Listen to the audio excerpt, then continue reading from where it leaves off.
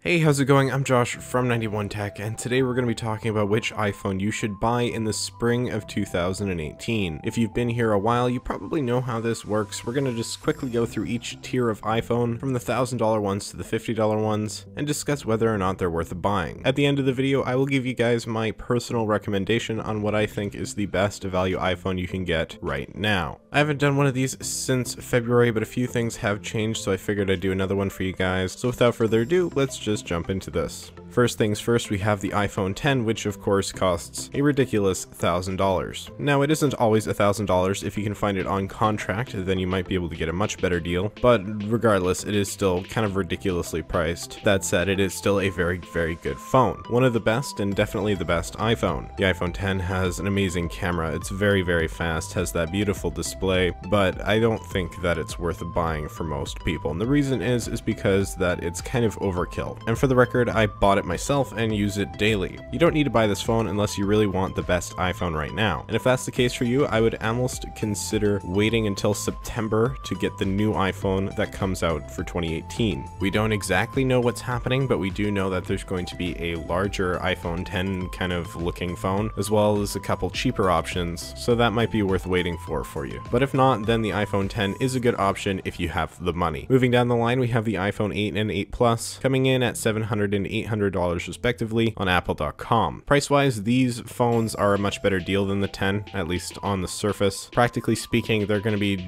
pretty much just as good as the iPhone X other than the display, and you're going to get much better battery life if you go for the 8 Plus. So I would totally recommend these phones if you're okay with kind of the older style, or maybe you prefer Touch ID. The Plus model is definitely the better phone, but if you don't really like big phones, then the regular sized 8 will be fine for you. Overall, the iPhone 8 and 8 Plus are great phones, and if you're going to buy an iPhone new, those would be the go-to for me. Now this brings us to the iPhone 7, which is also a great phone in 2018. The 7 or the 7 Plus will cost you either $550 or $670, and the phones are still pretty solid when it comes to specs. They're going to be fast, not as fast as the iPhone 8, 8 Plus, or 10, but still pretty decently fast, and more than enough for what you're going to use it for. But all that said, I really wouldn't recommend buying this phone new. Instead, I would get it used or refurbished or on a contract. I see these things for under $400 occasionally on eBay. Keep your eyes open and you could probably find a good deal. When it comes to new though, I would recommend going for the 8 or 8 Plus, and I'll talk a little bit more about that a little later. Then going down even further, we have the iPhone 6s and 6s Plus coming in at $450 or $550. The 6s is starting to show its age. It's still fairly fast with the A9 processor and 2 gigs of RAM. It's okay. Camera's pretty good, has that old aluminum design, and I mean, it's still a decent phone in 2018, but I definitely would not recommend buying this thing new. If you're gonna get it, either get a $0 deal on contract or get it used or refurbished. You find these things for around $300 pretty easily on eBay, so that would be the way to go if you're interested. Going even further down, we have the iPhone SE for $350 on Apple.com, which is pretty solidly priced. It's fast, just as fast as the iPhone 6s, has a good camera, just as good as the 6s. It's essentially a smaller iPhone 6s in most ways. And in my last video, I talked about the potential iPhone SE 2 coming out, and we do have some more news on that. It probably isn't going to happen. It didn't happen at the March event, which we all kind of figured going into it, and I don't think we should expect one anytime soon. It is possible Apple will announce it in their June event, but it's very unlikely, and so I would say expect no iPhone SE 2 to be ever coming out, at least in 2018. That all said, I still would recommend buying the iPhone SE, just not new from Apple. Get it on contract or find a used or refurbished model. I see these things for under $200 on eBay sometimes. So those are all the iPhones Apple still sells that you can get new. There are a few more iPhones you could consider, but you really shouldn't. iPhone 6, 6 Plus, 5S, and anything lower is a little bit too old. The only ones in those range I would say maybe consider is, I mean, if you just need a cheap, bigger phone, the iPhone 6 will do you for around $200, if not less. The 5S is a really good, cheap, small phone if you just need something that runs iOS 11. You can find one for $100 easily. And the iPhone 5 and 5C are actually still pretty solid in in 2018. They only run up to iOS 10, but you can find one for like 50 bucks on eBay, so it's a pretty good deal. So what iPhone should you actually buy? What is my recommendation? Well, I wouldn't recommend just one iPhone. If you're on a budget, the best iPhone you can get is the iPhone SE, and I would say that it's probably the best value. If you can find a used one for about 200 bucks on eBay, you are doing a good thing. You're really saving a lot of money, and